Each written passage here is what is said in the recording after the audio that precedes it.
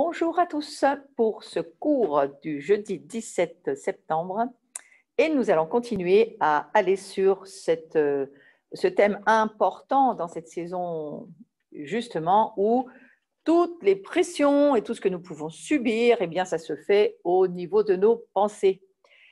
Alors, comme on l'a vu sur le premier cours, c'est important de comprendre que l'homme, il est comme sont ses pensées.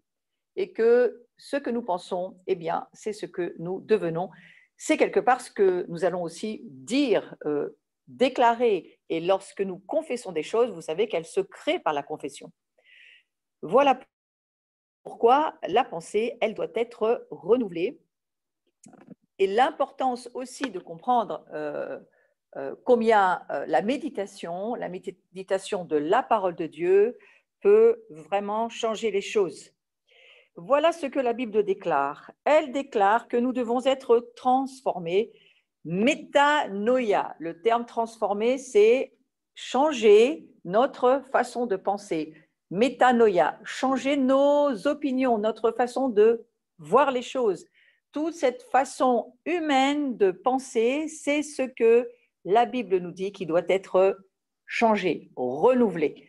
Il y a des versions de la parole de Dieu qui disent même que nous devons réorienter nos pensées, c'est-à-dire faire carrément une conversion de notre façon humaine de voir les choses. Moi, ça me parle du fait que nous sommes dans un cours sur l'identité chrétienne et nous écoutons la parole de Dieu et nous écoutons ce que Dieu nous dit, de ce que nous avons besoin de voir, non pas dans notre connaissance cérébrale, mais de voir dans la révélation de ce que la parole de Dieu nous offre. Et cette révélation, elle ne peut se faire que par la présence du Saint-Esprit en nous, et c'est lui qui va permettre cette puissance de transformation et de changement de nos pensées. Parce que nous naissons charnels, nous l'avons vu dans les premiers cours de cette formation à l'identité chrétienne l'année dernière, avant les grandes vacances, et nous avons vu que la chair, eh bien, elle a une façon de voir les choses et l'homme charnel, il fixe ses pensées sur les choses de la chair. Et ça ne nous permet pas de marcher par l'esprit. Ça nous amène dans la mauvaise direction. Or, si nous marchons par l'esprit, il va falloir que nous apprenions à fixer nos pensées et nous allons les fixer alors que nous marchons par ce que nous révèle le Saint-Esprit. Et la majorité d'entre nous, nous méditons passivement sur ce qui se passe dans notre tête sans nous rendre bien compte le plus souvent que celui qui nous parle dans notre tête, c'est le diable, c'est notre ennemi et il use et il abuse de notre pensée pour nous contrôler, nous empêcher d'atteindre le plan de Dieu pour nos vies. Je crois que le diable, ce qu'il essaye de faire, c'est de nous bloquer le flot des révélations qui vient alors que nous apprenons à marcher par l'esprit. Il faut comprendre ses stratégies, il faut comprendre sa façon de fonctionner, comment il nous fait la guerre. C'est bien pour cela que le titre de ce cours qui va durer plusieurs semaines s'appelle « La guerre des pensées » parce que Satan nous fait la guerre. Nous sommes dans une guerre à ce niveau-là et nous comprenons bien dans la saison dans laquelle nous sommes au travers de tout ce que nous pouvons entendre, tout ce que nous entendons, tout ce que nous écoutons va faire que nous allons devenir ce que nous entendons. Dans cette période de pandémie, c'est difficile de ne pas entendre autre chose que, bien entendu, toutes ces restrictions, ces distanciations qu'il nous faut avoir, et bien sûr qu'il faut les avoir, c'est important. Mais ceci dit, alors que nous marchons par l'esprit, nous devons réorienter nos pensées pour garder en nous les pensées de Christ. Et l'homme nouveau que nous apprenons à vivre, parce que nous le sommes, mais encore faut-il arriver à le vivre. Hein. Donc, cet homme nouveau que nous sommes en Jésus-Christ a besoin de vivre tout cet apprentissage, d'apprendre à penser comme Dieu pense. Et pour cela, bien entendu, il faut avoir les premiers fondements qui ont été posés dans ce cours sur l'identité chrétienne, cette nouvelle identité que nous avons en Jésus-Christ, eh bien, c'est d'apprendre à penser comme la parole de Dieu nous dit de penser. Donc, chaque personne qui accepte Jésus dans sa vie comme son sauveur, il se voit régénéré et il reçoit un esprit nouveau. Nous recevons un nouveau cœur, nous devenons cet homme nouveau avec un nouveau cœur. Et le cœur, c'est nos entrailles, c'est l'Esprit de Dieu en nous qui régénère notre esprit. C'est en cela que nous pouvons dire que nous sommes nés à nouveau. Nous sommes une nouvelle créature dans une nouvelle création. Ceci dit, notre âme et notre corps, eux, ne sont pas directement régénérés par cette semence incorruptible qui est la présence de Dieu en nous, qui est ce que nous sommes en termes de nature divine en nous. Mais notre âme et notre corps ont besoin de faire ce travail de fils et de filles de Dieu, ce travail de disciples du Christ, de ressembler à Christ, eh bien, c'est d'apprendre à notre âme à se soumettre à l'Esprit de Dieu et à notre corps à obéir aussi, au travers de notre âme, à l'Esprit de Dieu. Alors, on ne reçoit pas, alors que nous naissons à nouveau, une pensée renouvelée directement comme ça. Non, c'est à nous de faire ce travail et c'est tellement important de lire ce que la Bible nous dit. Donc, la pensée, elle doit être renouvelée. Et dans Romains chapitre 22, verset 2, la Bible déclare que nous devons être totalement, je pense que c'est Romains 12, 2 et pas 22. Romains 12, 2, la Bible déclare que nous devons être totalement transformés, renouvelés dans notre intelligence. Nous devons prendre conscience de notre capacité à contrôler nos pensées.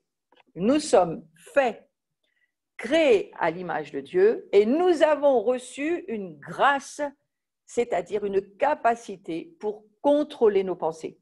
Nous devons travailler à changer nos pensées et notre façon de penser. Donc, non seulement nous changeons nos pensées, mais nous devons aussi changer notre façon de penser. Et nous sommes dans une nouvelle saison extrêmement importante à ce niveau-là. Il y a un ancien monde qui est en train de disparaître, de s'en aller. Et alors que nous marchons dans cet homme nouveau que nous sommes, il est besoin de recevoir ces révélations par la puissance du Saint-Esprit. Il est besoin de chercher les pensées de Dieu. Vous savez que chaque pensée de Dieu, une fois que nous l'entendons, nous amène des révélations qui nous fait grandir et nous fait avancer dans à la fois notre croissance spirituelle, mais aussi dans le royaume de Dieu. Lorsque Dieu parle, les choses sont transformées. Et lorsqu'une pensée de Dieu atterrit dans notre pensée, alors il y a des ébranlements, il y a des changements. La révélation, elle vient parce que l'Esprit de Dieu nous amène au travers de la puissance de renouvellement de pensée, il nous amène le changement. Et le changement vient si nous y obéissons. Alors non seulement il faut recevoir une révélation, mais ça ne suffit pas. Il faut mettre en pratique la révélation que nous recevons. Et c'est alors que nous pratiquons la révélation que nous recevons que nous marchons dans cet être nouveau que nous sommes. Donc, penser selon la parole de Dieu, penser selon la justice de Dieu, s'apparente à un combat. Et c'est ce fameux combat, ce champ de bataille entre nos deux oreilles. La pensée, c'est le champ de bataille. Où nous gagnons, où nous perdons, où nous devenons victimes de tout ce que nous entendons et nous marchons dans un esprit de victime et nous nous plaignons, nous murmurons, nous râlons, nous grinçons des dents et nous avons une vie directement négative au travers de ça, ou bien nous marchons en vainqueur parce que nous gagnons la bataille de nos pensées et à partir de là, nous avons la victoire. La victoire, Jésus l'a gagnée pour nous. On ne se bat pas pour la victoire. Dans le champ de bataille de nos pensées, il n'est pas question de se battre pour la victoire.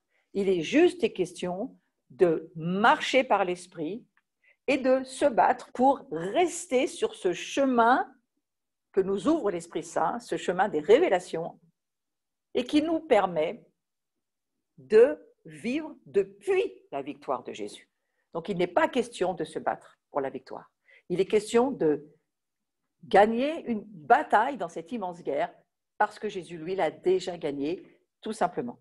Donc, les plus gros problèmes auxquels nous devons faire face dans notre vie, résultent souvent de mauvaises manières de penser. Si depuis le début de ta vie, même chrétienne, alors que tu es né à nouveau, tu penses des pensées négatives, on le verra beaucoup plus tard dans le cours, et nous combattrons ces mauvaises pensées. Nous verrons comment nous pouvons avoir la victoire sur ces pensées. Mais si nous pensons depuis que nous sommes même tout petits, parce que ce sont des choses qui ont été mises sur nous et qu'on a fini par, à force de les entendre, les croire, que nous étions des êtres voués à l'échec, que nous n'arriverions pas dans notre vie, qu'on n'avait pas la capacité d'arriver à faire ce que nous aimerions faire. Des sentiments d'échec, des sentiments négatifs, des sentiments d'être nul, toutes ces choses-là. Le fait, par exemple, de penser que tu es né pauvre et que tu resteras pauvre. Il n'y a pas d'autre solution pour toi que de marcher dans la pauvreté. Ce sont des pensées qui finissent, alors qu'elles sont là depuis de nombreuses années, elles finissent par former des forteresses qui nous amènent des structures de pensée. Et c'est ces manières de penser-là, aujourd'hui, qu'il faut vraiment exposer et demander l'aide du Saint-Esprit, mais faire notre part. Et notre part, eh bien, c'est de lire la parole de Dieu, de la croire, de la déclarer et de la vivre, d'y obéir, de marcher sur la révélation que le Seigneur vient de nous offrir. Par exemple, pendant des années, j'ai pensé que j'allais à l'église. C'est une manière de penser qui peut être extrêmement trompeuse dans la vie de tous les jours. Parce que si je pense que je vais à l'église, je ne peux pas accepter l'idée que je suis l'église, puisque je vais à l'église. Et il y a de nombreuses années, certes, mais c'est quelque chose qui m'est toujours resté parce que j'ai marché sous cette tromperie pendant de nombreuses années. Quand j'étais plus jeune, on ne m'avait jamais, je n'avais pas reçu cette révélation que nous étions l'église et je ne l'entendais pas dans ce que j'entendais des personnes qui prêchaient l'évangile. Et alors, on me disait toujours, mais il faut aller à l'église pour rencontrer Dieu parce que Dieu, il est dans l'église où tu vas. Et le jour où, grâce à l'Esprit Saint, par la parole de Dieu, la révélation m'a été offerte de comprendre que j'étais l'Église. Donc, si j'étais l'Église, je ne pouvais pas aller à l'Église. J'étais l'Église qui allait dans un endroit où l'Église se rassemble. Mais vous voyez comment une pensée fausse peut amener tout un comportement à être faux lui aussi et à nous amener même une fausse manière de vivre. Donc, c'est extrêmement important de connaître la vérité. La Bible nous dit que ce qui nous rend libres, c'est la connaissance de la vérité. Attention, nous sommes français, nous avons beaucoup de mal à comprendre que le mot connaître, ce n'est pas cérébral. Le mot connaître en hébreu, même en grec, c'est le terme d'expérimenter la connaissance. C'est-à-dire une fois que la révélation nous est accordée, il nous faut expérimenter la révélation. Il nous faut la vivre. Il nous faut aller jusqu'à ce que notre esprit, notre âme et même notre corps puissent expérimenter la pensée de Dieu qui, elle, est transformatrice et amène la vie et amène la guérison et amène la délivrance et amène la lumière dans l'obscurité. Donc voilà pourquoi il est extrêmement important de protéger notre pensée, important de protéger notre entendement, mettre en place des schémas de pensée sains est une chose essentielle. Il faut mettre en place tout un programme afin que notre pensée ne soit plus charnelle, ne soit plus humaine, n'en devienne pas même être démoniaque et à tomber dans l'obscurité, de l'occultisme parfois, mais que notre pensée soit la pensée de Christ. Donc je reviens sur l'idée que la pensée est le champ de bataille. Nous y faisons la guerre, à la fois à notre ennemi et à celui de Dieu, le diable, pour défendre notre vie personnelle et notre destin. Et aux visions de ce monde, les concepts, les idées qui menacent de nous induire en erreur. Tout est une affaire de révélation de la conception des choses, de la conception du monde. Donc nous prenons des décisions qui déterminent notre vie et ces décisions vont nous mener soit à la frustration, à la défaite, ou soit à la force, à la santé, à la joie, à l'abondance, à la persévérance, à l'espérance. Tout dépend de ce que nous allons choisir de penser. Et ce combat de la pensée continuera jusqu'au terme de votre vie, jusqu'à votre dernier souffle sur cette terre. Ce combat, il sera toujours là. Donc, on a la possibilité d'apprendre à manifester plus de puissance et d'autorité face à l'ennemi, d'accroître notre capacité à jouir de notre vie pleinement et de recevoir les bénédictions de Dieu, parce qu'il s'agit bien de cela aussi. Pour pouvoir recevoir des bénédictions, il faut encore savoir que Dieu veut nous bénir et que c'est sa volonté de Père, c'est son cœur de Père, que d'avoir envoyé son Fils, que de nous avoir permis de recevoir le Saint-Esprit pour que nous puissions marcher dans cette nouvelle vie avec tout ce qu'il nous faut pour vivre depuis la victoire de Jésus. Oh, vous allez me dire, c'est facile à dire.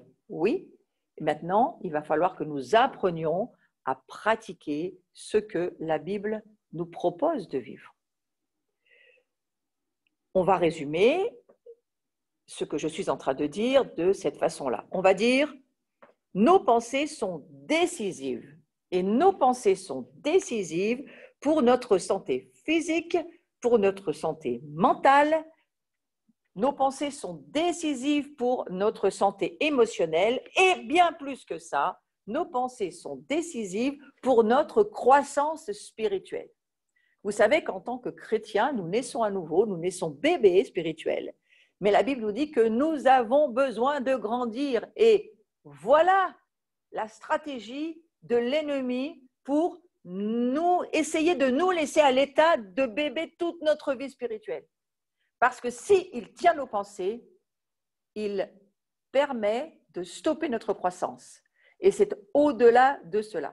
Il faut comprendre que si nous voulons grandir, nous devons travailler avec la parole de Dieu à changer nos pensées et à penser comme Dieu pense, à penser ce qu'il dit de nous, à penser ce qu'il dit des situations que nous avons à vivre. Il faut penser les pensées de Dieu. Et cela nous permettra de grandir.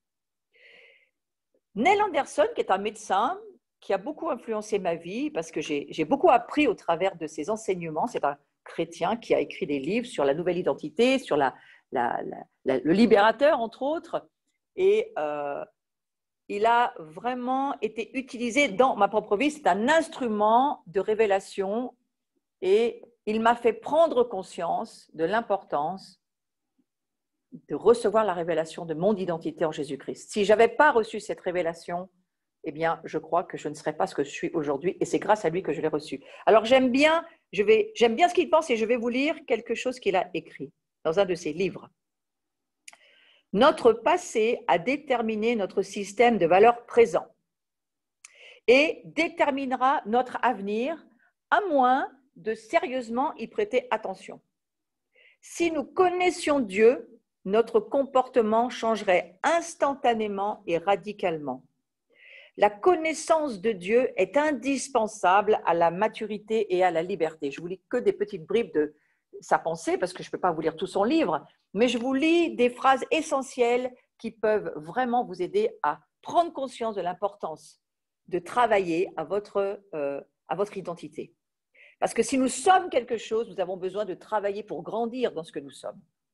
Il dit encore ceci, la santé et la liberté mentale sont essentiellement déterminées par une juste compréhension de Dieu et une bonne relation avec lui. Je crois que ça résume tout ce que Dieu essaye de nous dire, même dans cette année 5780 encore pour quelques jours, 81, on arrive à Rosh Hashanah, et Dieu est en train d'essayer de nous dire, arrêtez-vous, et le confinement le permet, le reconfinement le permet de nouveau, arrêtez-vous, sachez que je suis Dieu, vous avez besoin de me connaître, vous avez besoin, ça veut dire quoi de me connaître? Eh bien de connaître mes pensées.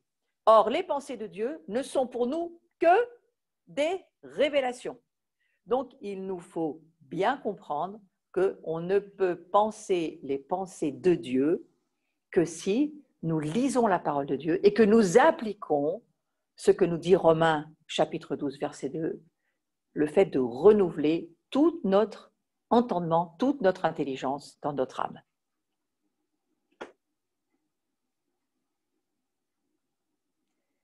Chaque chrétien est responsable de sa propre marche et donc de sa propre manière de penser.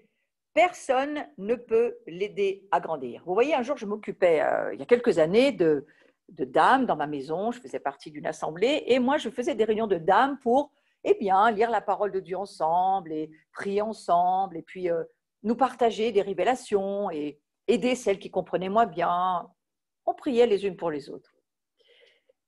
Et j'avais l'habitude d'organiser ces réunions chez moi, le pasteur était d'accord, tout se passait bien. Mais très vite, j'ai commencé à me désespérer de voir que ces braves, chères dames qui venaient à ce cours de disciples, de l'étude de la parole de Dieu, eh bien pour certaines, elles ne faisaient absolument rien que de venir à la rencontre 1 heure par semaine, mais voilà, ne cherchaient pas à faire quoi que ce soit pour avancer dans quoi que ce soit. Ni lire l'écriture, ni essayer de chercher, de lire des livres, essayer de faire quelque chose pour grandir. Et dans mes désespérances intérieures, le Seigneur m'a parlé et m'a montré une image que je trouve très intéressante. Il m'a dit, tu vois, tu peux manger tant que tu veux toute la journée. Toi, tu manges, tu grandis, tu prends de la force, tu fais du muscle. Tu manges. C'est toi qui manges. Mais en aucun cas, dans la vie spirituelle, tu peux manger pour les autres. Tu peux essayer de les faire manger. Tu peux leur amener sur la table, leur expliquer à cet endroit-là, cette conférence-là, voilà, ce livre-là, c'est quelque chose qui va t'aider. Ce chapitre-là de l'écriture, ce psaume qu'il faudrait lire tous les jours. Tu peux leur proposer de manger ma parole, mais tu ne peux en aucun cas manger pour eux. Et je vous avoue que je me suis vue à table en train de donner la cuillère à un bébé et tout à coup le Seigneur me dit, tu ne peux pas faire manger un bébé comme toi tu manges et en plus, si le bébé ne veut pas manger, il ne mange pas. Vous savez quoi? Ça m'a gagné beaucoup de temps et beaucoup d'énergie. Ça m'a gagné beaucoup de frustration. J'ai fini par me dire que Dieu nous laisse libres de grandir à la vitesse que nous choisissons de grandir. Et chacun est libre du temps qu'il veut accorder à Dieu pour le connaître mieux et chacun a la liberté de son agenda. Alors cette saison, cette nouvelle saison, moi je la situe, cette nouvelle saison depuis 2 ans déjà, mais nous marchons dans une nouvelle ère, un temps qui ne sera jamais comme avant c'était. Et on dit ça surtout depuis le début de cette année avec cette pandémie mondiale qui se répand partout, qui aujourd'hui mute et prend diverses autres directions pour vraiment attaquer les personnes au niveau de la maladie. On ne va plus jamais vivre de la même manière, en tous les cas pour un certain temps. Et alors, moi, ça me parle aussi de cela. Ça me parle que chacun, ça me dit que chacun est responsable de ses choix. C'est pourquoi Dieu nous dit, choisis la vie et tu vivras. Si tu obéis, si tu écoutes ma voix, c'est la première des choses. Si tu obéis à mon alliance, à mes commandements, alors tu vas être béni et tu vas pouvoir avancer et choisir la vie. Si tu choisis la mort, tu vas en vivre les conséquences. On vit la conséquence de nos choix de pensée. Donc, vous êtes seul responsable de votre intelligence. Vous savez ça? Ce n'est pas votre mari, ce n'est pas votre pasteur, ce n'est pas les autres. Vous êtes responsable de ce que vous pensez. Et Dieu nous guide dans ce qui est juste, et c'est pour ça qu'il a écrit sa parole. Il a écrit sa pensée. On pourrait le dire autrement pour nous aider à sortir parfois de ces façons de pensée religieuses qui finalement nous bloquent et ne nous ouvrent pas à d'autres révélations. Alors, le Seigneur, il a écrit ses pensées dans son livre, dans sa parole. Si c'est sa parole, c'est parce qu'il les pense. Ce qu'il pense, c'est ce qu'il nous dit dans sa parole. Et la pensée de Dieu, c'est forcément une révélation. Ça doit devenir une révélation. C'est une révélation parce que nous, nos pensées humaines ne sont pas des révélations. Ce sont des pensées humaines et qui sont tout à fait contraires aux pensées spirituelles. Donc, quelque part, l'homme charnel, il ne peut pas penser des pensées spirituelles, il n'a pas cette capacité. Celui qui a la capacité de penser des pensées spirituelles, il est forcément né à nouveau et il est forcément enseigné par le Saint-Esprit qui, lui, aide nos pensées à être spirituelles. Nos pensées sont spirituelles quand elles viennent de Dieu. Donc Dieu nous guide, il nous offre l'esprit et le fruit de l'esprit dont le plus haut niveau s'appelle la maîtrise de soi, Galates 5, 22, et bien sûr, la liberté de choisir ce que nous pensons. Une grande partie de nos mécanismes de pensée découlent de la manière dont nous avons été élevés, de l'influence de notre environnement, des forces du mal en action dans le monde d'aujourd'hui. Mais ce qui va nous libérer, eh bien, c'est la connaissance de la vérité. C'est l'expérience, l'expérimentation de cet âge nouveau dans lequel nous entrons lorsque nous naissons à nouveau et dans cette nouvelle façon de penser que nous offre la parole de Dieu. On pourrait dire que la parole de Dieu, c'est la façon de penser du monde nouveau, mais d'un monde qui a toujours existé, mais qui est nouveau par rapport à l'ancien monde dont nous venons, qui est un monde fait de chair, de matériel, de choses. Tout va passer, sauf la parole de Dieu, c'est-à-dire sauf les pensées de Dieu.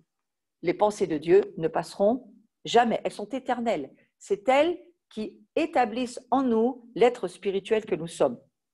Donc j'irais jusqu'à dire, pensez à vos pensées. Et surtout dans cette saison, c'est très important de l'entendre, prenez garde à ce que vous pensez. Prenez garde à ce que vous entendez. Je vais le dire autrement. Alors, on va aller dans ce verset de Marc, chapitre 4, verset 24, très important, qui nous aide à veiller sur nos pensées. Nous sommes des quêteurs, nous sommes des veilleurs, et peut-être vous n'auriez pas pensé, c'est justement le cours, vous n'auriez pas pensé à veiller sur vos pensées. Vous êtes les guetteurs de vos pensées. C'est pourquoi il faut réveiller le guetteur qui est en vous, et nous le prions dans ce cours, que nous puissions réveiller le guetteur afin qu'il veille, qu'il soit sentinelle, qu'il guette sur déjà ses propres pensées, afin de savoir si ce sont des pensées de Dieu ou pas. Donc, on va lire ce verset, prenez garde à ce que vous entendez. La mesure, je vais rajouter la mesure de pensée, la mesure d'étude, ça c'est votre travail. La mesure de pensée, la mesure d'étude dont vous vous serez servi. Pourquoi faire? Ce n'est pas dans le verset écrit, mais écoutez ce que je vais vous dire. Dont vous vous serez servi pour la vérité que vous entendez. Alors, vous savez, aujourd'hui, c'est vraiment de ça dont il s'agit. Vous ouvrez les réseaux sur Facebook, toutes les vidéos que vous pouvez entendre, tout ce qu'on vous raconte sur tout, que ce soit les nations, la pandémie, là où on en est, l'économie, tout ce qu'on entend, vous vous imaginez. Alors, nous, il faut nous servir pour la vérité que nous entendons. Donc, je reprends le verset qui dit « La mesure de pensée et d'étude dont vous vous serez servi pour la vérité que vous entendez sera la mesure de vertu et de connaissance. » Nous pourrions dire de vertu et de révélation, parce que je parle de la connaissance spirituelle. Donc, je parle de la révélation dont on se servira pour vous. Et l'on y ajoutera en plus à vous qui écoutez. Donc, ça nous ramène à ce passage de l'Ancien Testament qui dit « Si vous écoutez ma voix, si vous gardez mon alliance, je serai votre Dieu et toutes les bénédictions qui découlent de cela. Vous serez mon peuple, je serai votre Dieu. » C'est ce passage de l'Exode qui nous dit « Si vous écoutez, si vous entendez », eh bien là, Marc va jusqu'à dire « La mesure de ce que vous écoutez, la mesure de ce que vous entendez, de la vérité. » Mais c'est quoi la vérité? C'est qui? C'est une personne, la vérité. C'est Jésus. Mais c'est la vérité, la pensée de Dieu, la pensée de Christ, la pensée de l'Esprit Saint qui nous est révélée. Et cette pensée de Dieu révélée par le Saint-Esprit qui va nous faire expérimenter la vérité. La mesure dont on va se servir sera la mesure qui sera la nôtre, et en plus, parce que nous écoutons, on y ajoutera. Ça veut dire que plus nous allons nous pencher sur le fait de chercher des révélations, de lire la parole de Dieu, de changer nos pensées, de réorienter nos pensées, plus nous allons chercher à entendre Dieu et à marcher dans ce que Dieu nous dit, plus nous allons être attentifs, écouter, prendre garde, veiller sur nos pensées, plus nous allons en recevoir. Chers amis, est-ce que nous ne sommes pas dans une saison où nous avons besoin de révélation?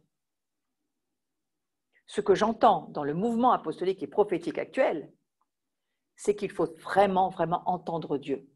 Et que l'apôtre Jean, vous savez qu'on est à la fête des trompettes, Rosh Hashanah, la fête des trompettes, alors c'est pas vraiment le terme trompette dans l'écriture, mais la fête des chauffards, la fête du souffle de Dieu, la fête de la voix de Dieu qui va parler. Le chauffard, les Juifs messianiques nous disent que c'est la voix de Jésus. Donc, vous comprenez que Jean, dans ses révélations, il reçoit de Dieu le fait de dire « monte » dans Apocalypse chapitre 4, au début du chapitre, « monte, monte » parce que tu vas voir, tu vas entendre. Et Jean entend une voix.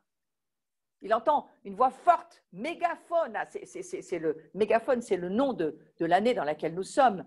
Hein, une voix forte qui parle dans le ciel et qui lui dit « monte et je te ferai voir ». Donc, il nous faut monter dans l'intimité, dans l'adoration pour que nous puissions recevoir les pensées de Dieu, recevoir les révélations, voir ce que Dieu veut nous montrer. Et à ceux qui souhaitent vivre cela, Dieu va rajouter encore d'autres mesures de révélation. Donc, pendant ce cours, il est une autre rencontre sur les ondes.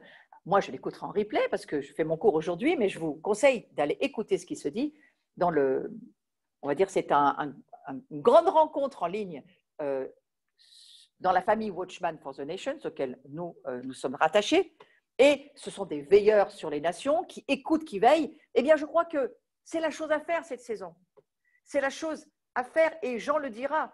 Il faut faire ce que Dieu nous dit que nous avons à faire. Il faut changer, monter dans l'adoration pour écouter, entendre Dieu qui parle.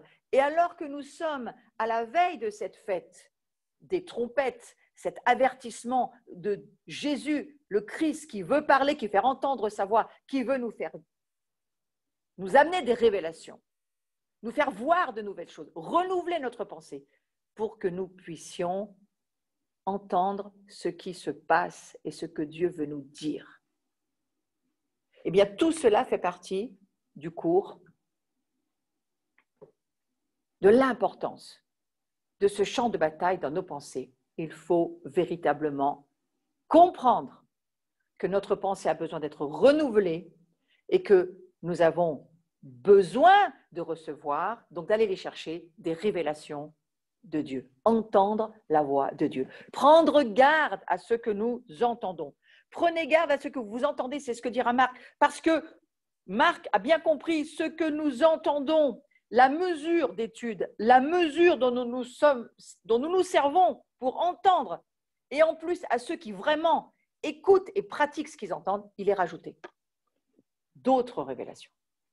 Donc plus nous passons de temps à penser à la parole de Dieu, à méditer la parole de Dieu, à la lire, à réfléchir, à écouter ce que Dieu nous dit au travers de ceux qui enseignent ou partagent la parole de Dieu, c'est-à-dire ceux qui amènent la pensée de Dieu, à la lire, à l'écouter, plus nous recevons de puissance et plus nous serons capables de la pratiquer et donc de recevoir encore d'autres révélations. Notre vie, la marche par l'esprit, notre véritable vie de notre identité, nouvelle identité chrétienne, c'est de marcher sur la parole de Dieu, de nous laisser être dirigés par le Saint-Esprit, tout simplement pour être ce que Dieu dit que nous sommes. Voilà comment nous allons pouvoir pratiquer notre vraie identité chrétienne. Marcher sur les révélations que Dieu nous accorde. Nous devons recevoir et encore voir de nouvelles révélations pour grandir dans le royaume de Dieu. Nous grandissons au travers des pensées de Dieu qui nous parlent. Et chaque fois que Dieu parle, les choses sont ébranlées, notre vie change, nous grandissons, nous prenons de la hauteur, de la largeur. Il y a une transformation en nous par l'Esprit Saint. Donc, méditer la parole. C'est vraiment quelque chose d'important. Méditer la parole. Un guetteur, un veilleur, à la fois sur ses pensées, mais aussi sur les nations. Et ce que disent et pensent les nations est bien différent de ce que Dieu dit et pense des nations et de ce que les nations devraient penser. Vous savez que la grande commission dont il est question dans le livre des Matthieu, allez, faites de toutes les nations des disciples, apprenez-les à obéir. Pour moi, ça veut dire apprenez aux nations à penser comme Dieu pense et à en faire des disciples jusqu'à ce qu'elles en arrivent à être baptisées d'eau, mais pas seulement, baptisés du Saint-Esprit. Nos nations, comme nos vies, ont besoin d'être baptisées du Saint-Esprit pour pouvoir vivre dans cette dimension de ce nouveau monde qui s'offre à nous. Jésus est mort pour que nous puissions entrer dans ce monde nouveau et dans les pensées de Dieu.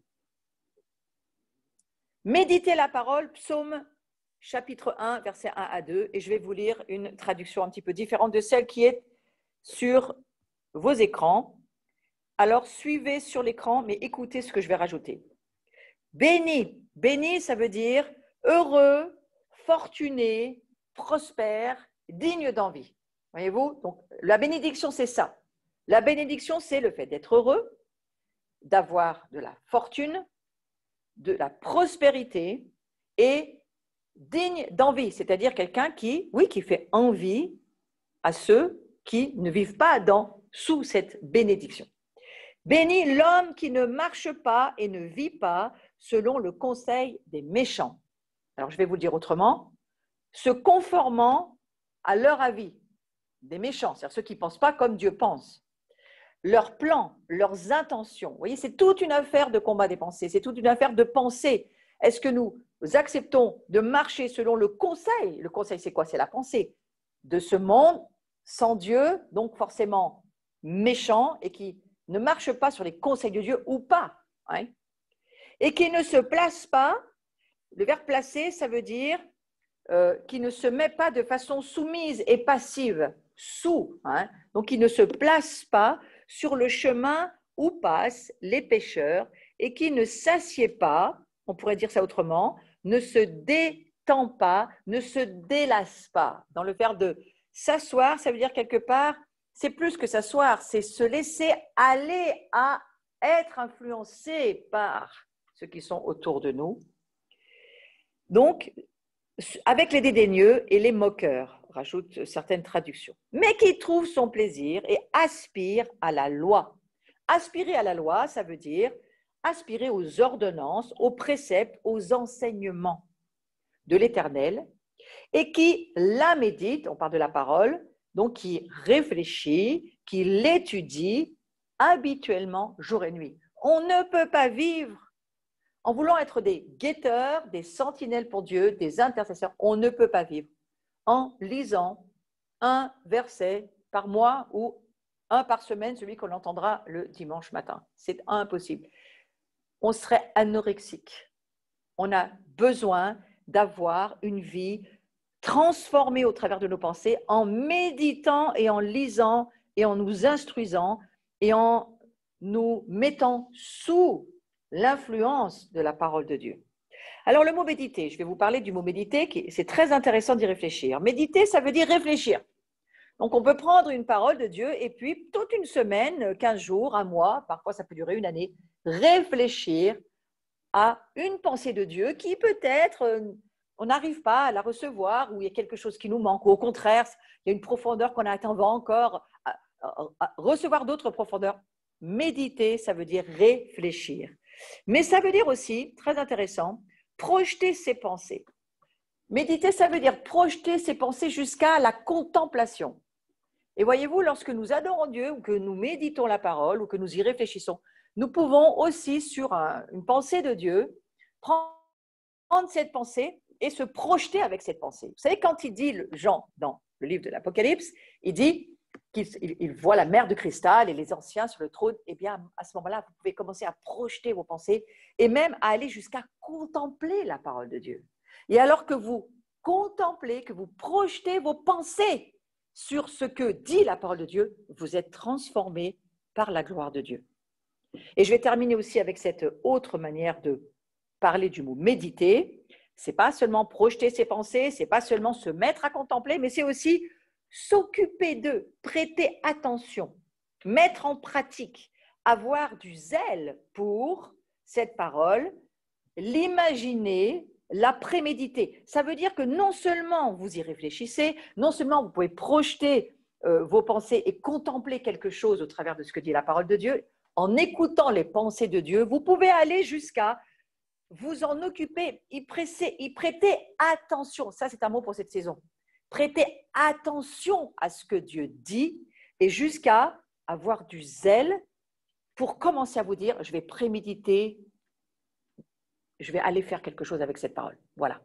Donc, sachez que le fait de méditer la parole de Dieu, ça vous amènera à penser comme Dieu pense.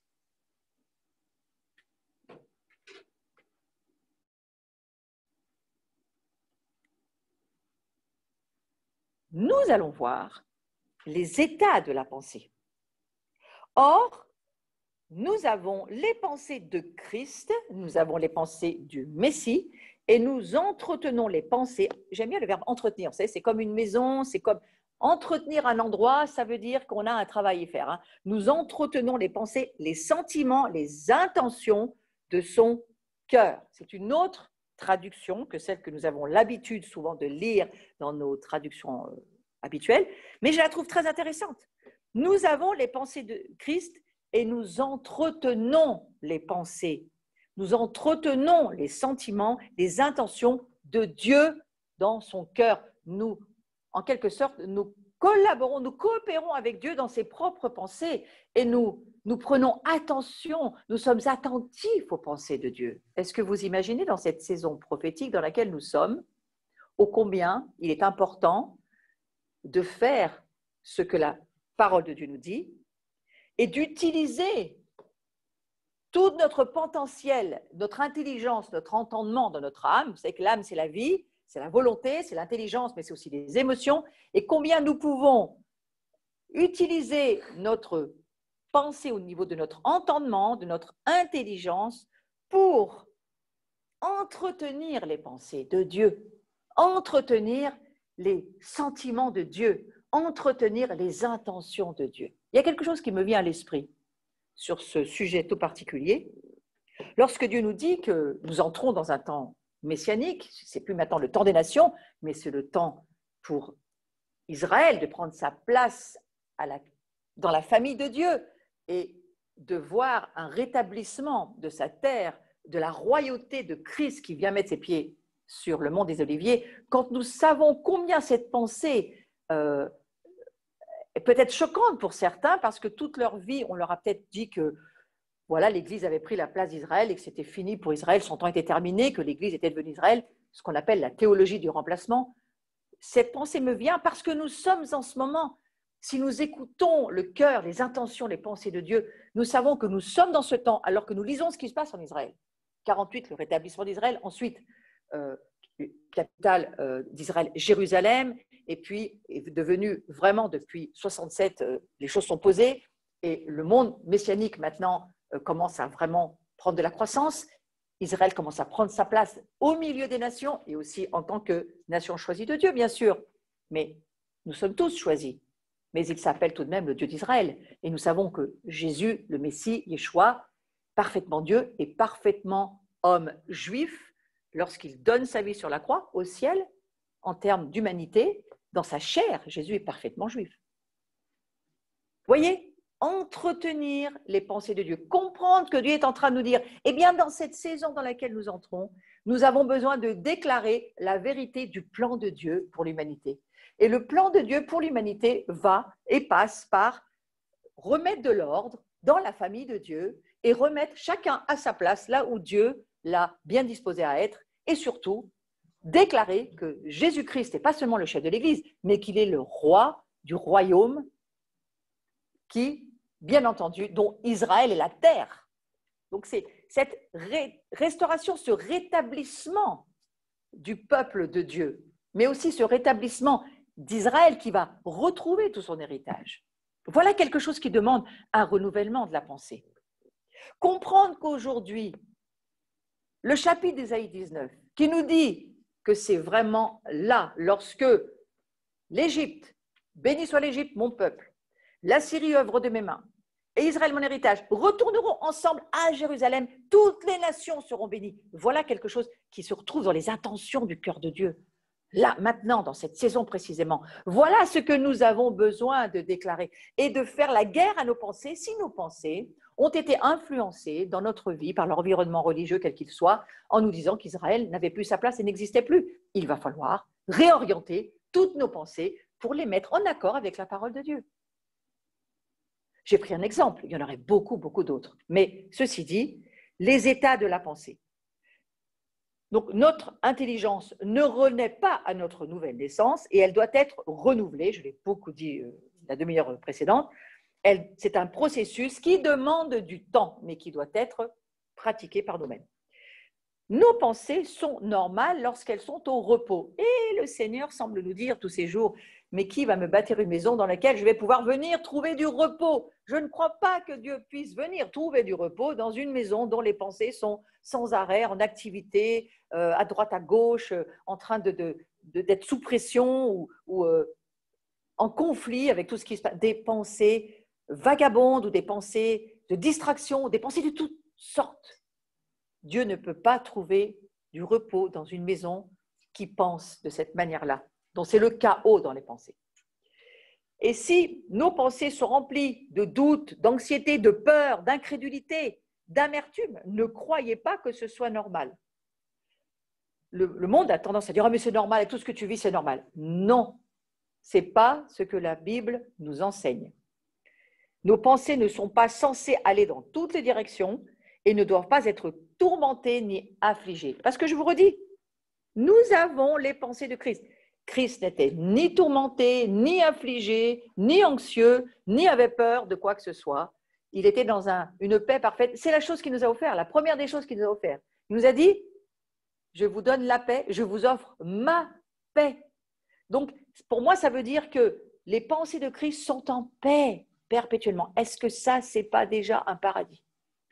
D'avoir des pensées en paix. On ne s'en fait pas pour les enfants, on ne s'en fait pas pour les conjoints, on ne s'en fait pas pour la crise économique qui arrive, on ne s'en fait pas pour… On reste en paix, en repos. Et Dieu cherche une maison qui vit dans son repos à lui.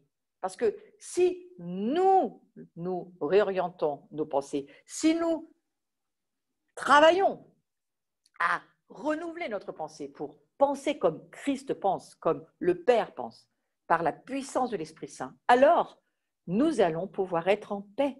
Et c'est cette paix du Christ en nous qui est notre repos. Nos pensées ne sont pas censées, donc je le redis, être sous pression. Notre privilège d'enfant de Dieu, c'est de nous décharger de tous nos soucis. Souci, on pourrait le dire, pensée agitée, pensée tourmentée. C'est quoi un souci? C'est une pensée qui n'est pas stable, qui n'est pas en paix, qui n'est pas dans la confiance, qui n'est pas dans la foi. C'est une pensée qui est dans le doute, c'est une pensée qui est instable, c'est une pensée qui n'a pas d'harmonie. C'est un petit peu comme un monitoring. Si vous avez une pulsation cardiaque un peu trop forte, votre pensée, elle n'est vraiment pas au repos. Donc, on va voir quand est-ce que nos pensées sont normales. Et c'est intéressant d'y penser parce que la Bible a une réponse à nous donner. Lorsque les yeux de mon cœur, alors, les yeux de mon cœur, il s'agit de mes pensées. Lorsqu'on parle des yeux de notre cœur, il s'agit de nos pensées. Lorsque les yeux de mon cœur sont illuminés pour que je puisse connaître et comprendre l'espérance de mon appel et les richesses de la gloire de son héritage dans les saints. Les saints, c'est ceux que Dieu a mis à part pour lui, c'est sa sacrificature, c'est les prêtres, c'est son sacerdoce royal, c'est ce que nous sommes si nous sommes à Jésus. Eh bien, c'est lorsque, voilà, nos pensées sont normales, lorsque elles sont illuminées pour que nous puissions connaître en termes hébraïques, c'est-à-dire expérimenter, comprendre en termes non pas cérébral, mais en termes de révélation. Nous pouvons voir l'espérance de notre appel et les richesses de la gloire, de l'héritage que Dieu nous accorde aux saints, l'héritage pour les saints. Voilà, nos pensées sont normales lorsque nous recevons dans nos pensées deviennent des révélations. Je crois que c'est ça que ce verset est en train de dire. Lorsque nos pensées sont des révélations, lorsqu'elles sont illuminées par la lumière de la présence de Dieu, de la parole de Dieu, lorsque Dieu est dans nos pensées, lorsque nos pensées sont les pensées de Dieu, alors, oui, nous voyons l'espérance de notre appel, nous voyons l'héritage promis, la gloire de notre héritage. Et nos pensées là, elles sont en paix. Donc, ça veut dire quoi? Ça veut dire que nous avons besoin de révélation. Nos pensées doivent devenir des révélations. Et il me semble que dans cette saison, le Seigneur essaye de nous dire, il n'y a plus, moi je l'ai entendu en 2011, mais ça a mis des années pour descendre dans ma révélation personnelle, mais Dieu peut parler sans que ce soit une révélation vraiment profonde. Et plus j'avance dans ces années, plus la révélation vient dans mes pensées, que quelque part, il n'y a plus de délai entre ce que Dieu nous dit et ce que nous avons à vivre. Nous sommes dans une période de kéros, nous sommes dans une période d'accouchement, nous sommes dans une période où chaque événement que nous vivons est un instant T qui crée et qui nous amène à avancer et à grandir, un peu comme un enfant à chaque fois vit une naissance pour encore devenir un enfant plus grand. Ces kéros, ce sont des moments très spécifiques, exactement comme pour une naissance. C'est pas dans un agenda qui revient tous les ans. C'est quelque chose qui à chaque fois est nouveau et qui amène comme une naissance. Eh bien, les révélations, c'est ce qu'elles doivent devenir dans notre vie. Et dans notre pensée, il me semble que cette saison, nous allons avoir une accélération de beaucoup de révélations que Dieu nous accorde parce qu'il veut nous voir grandir à la stature parfaite de Christ. En quelque sorte, il veut nous voir être comme Christ, comme ce qu'il a toujours désiré que nous soyons, comme son Fils, à la ressemblance de son Fils, en pensant comme son Fils. Donc le Saint-Esprit, il demeure en nous et il connaît les pensées de l'Esprit. Et l'un de ses objectifs, eh bien, c'est de révéler la sagesse et la révélation de Dieu. Et la sagesse et la révélation de Dieu, elles sont communiquées dans notre esprit, qui, à son tour, illumine les yeux de notre cœur, c'est-à-dire nos pensées. Donc, l'Esprit Saint qui est en nous, il nous amène les pensées de Dieu, si nous les cherchons, si nous les méditons, si nous projetons, si nous imaginons, si nous y passons du temps, si nous marchons dans ce monde nouveau, avec toutes ces nouvelles révélations, en vivant dans ce monde de Dieu, en marchant avec notre réelle identité, eh bien, nous allons avoir des pensées illuminées, c'est-à-dire des révélations, des pensées de Dieu, des pensées spirituelles, qui vont nous permettre de pas seulement passer le voile, mais de marcher dans ce nouveau monde et de pouvoir le communiquer à ceux qui ne connaissent pas. Le Saint-Esprit désire nous communiquer cette compréhension, pour ne pas dire révélation. Mais souvent, les pensées ne reçoivent pas ce que l'Esprit tente de leur communiquer. Pourquoi? Parce que les pensées qui sont les nôtres sont trop occupées. Si vous êtes occupé à faire tout un tas de choses, ou vous êtes occupé à penser à tout un tas de choses, même que vous soyez un jour quelconque en train d'écouter un prédicateur et qui vous amène un enseignement de la parole de Dieu, ou même si vous êtes en train d'écouter à la télévision quelqu'un qui parle de la parole de Dieu, vos pensées peuvent être tellement occupées que vous n'entendez pas en fait ce que Dieu essaye de vous dire. Alors, on va dire que des pensées trop affairées, eh bien, ce sont des pensées anormales. Des pensées trop affairées. Nos pensées ne doivent pas être saturées de raisonnements, de soucis, d'angoisse, de crainte, de culpabilité. C'est pourquoi il nous faut vivre des délivrances, à la fois par le renouvellement de notre intelligence, mais aussi parfois par une vraie délivrance, en chassant vraiment des esprits dans nos pensées, parce que certains esprits peuvent habiter dans notre pensée, dans notre âme, et nous bloquer, et nous parler, et nous squatter, et nous pourrir notre vie. Donc, c'est extrêmement important de savoir que nos pensées peuvent être saturées de raisonnement, d'opinion, de crainte, d'angoisse, de peur, de toutes sortes de choses qui n'ont rien à voir avec les pensées de Dieu. Et si les pensées sont trop occupées, elles ne peuvent pas recevoir ce que le Seigneur veut transmettre aux croyants par l'intermédiaire du Saint-Esprit. Je crois que lorsque Dieu dit est-ce qu'il va trouver une maison dans laquelle il pourra se reposer, moi je comprends quelque part, il y a beaucoup d'autres interprétations bien sûr, mais dans le cas de ce cours, je comprends que Dieu souhaite venir habiter dans une maison, c'est ce que dira Étienne dans Actes chapitre 7, il dira que Dieu il cherche, mais Dieu cherche une maison pour habiter, mais Dieu, il veut trouver un repos dans la maison où il voudrait demeurer. C'est ce que disait aussi Ésaïe au chapitre 66, la même chose. Et Étienne reprend le passage d'Ésaïe qui dit, mais où est-ce que je vais pouvoir trouver du repos? Qui va me bâtir une maison? Parce que moi, je ne veux pas une maison faite avec des mains d'homme. Je voudrais une maison dans laquelle je serais bien, dans laquelle je pourrais me reposer. Qui va pouvoir me proposer une maison comme cela? C'est la question d'Étienne. C'est la question de Dieu au travers d'Étienne. C'est la question pour cette saison. C'est la question dans le cours du combat des pensées. Eh bien, ça veut dire quoi? Ça veut dire que une maison dont les pensées sont affairées, occupées, qui sont diverties, qui sont prises sous pression, des pensées qui n'arrivent pas à être au calme, Dieu ne peut pas venir y demeurer. Il n'y trouvera aucun repos.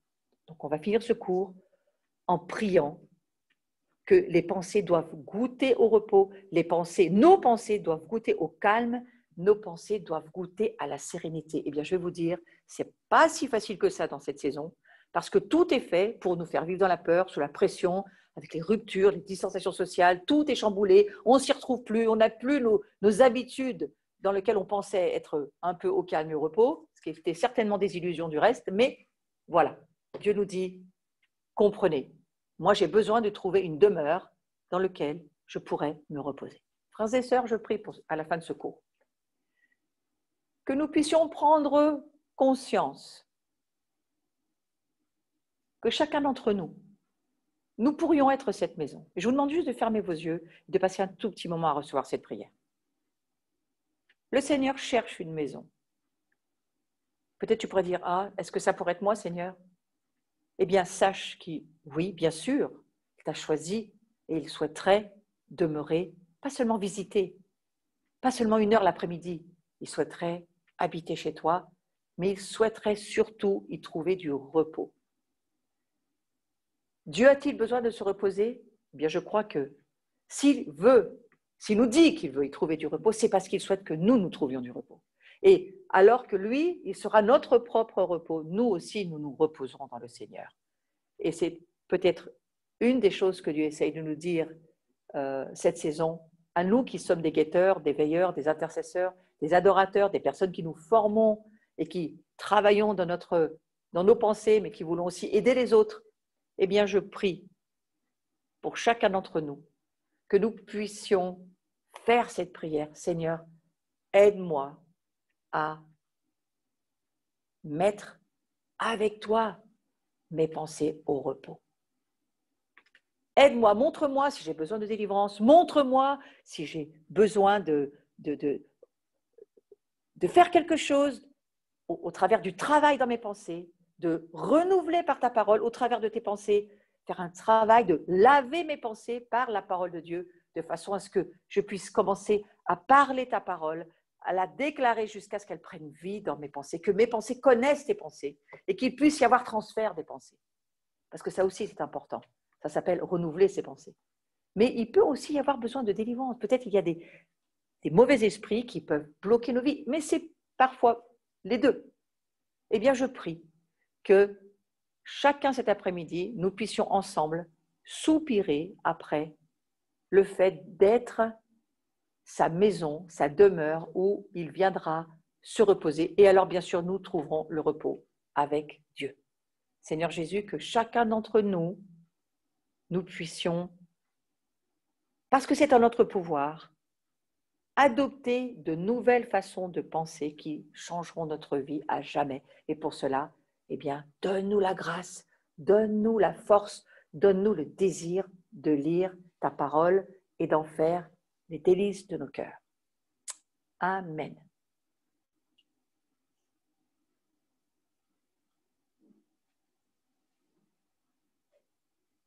Vous allez voir apparaître sur l'écran peut-être une vignette. Alors, c'est tout à fait en liberté que je vous la fais passer. Mes cours sont pour chacun et je les offre bien volontiers gratuitement à tout le monde. Mais je veux aussi donner la possibilité à ceux qui souhaiteraient soutenir mon travail et mon ministère d'enseignant. Eh bien, vous pouvez donner ce que votre cœur, vos pensées vous seront, parce que c'est vos pensées qui vont vous proposer, oh ben tiens, on pourrait ou pas soutenir le travail de secours. Et bien voilà, vous pouvez cliquer sur le PayPal de notre site, ou vous pouvez envoyer des chèques à notre adresse, là où nous vivons en termes de communauté prophétique, à Saint-Étienne, ou vous pouvez aussi cliquer sur les différents liens. Mais simplement, précisez bien don pour le cours Réveiller les guetteurs, parce que ça nous aide dans la comptabilité. C'est important que vous le précisiez. Voilà. J'aime beaucoup cette petite phrase. C'est une excellente pensée. On est dans le monde des pensées pendant ce cours. Notre Père a manifesté son cœur et son amour en donnant au monde son Fils. Ça, c'était la pensée de Dieu. Il a donné son Fils. Et nous devons apprendre à devenir des donateurs. Et pour cela, ça demande un renouvellement des pensées. Il y a des personnes qui, dès qu'on se met à demander de l'argent, hop, elles cliquent, elles s'en vont. On ne veut pas entendre parler de ça. Et pourtant, la parole de Dieu nous dit que c'est alors que nous semons, nous récolterons.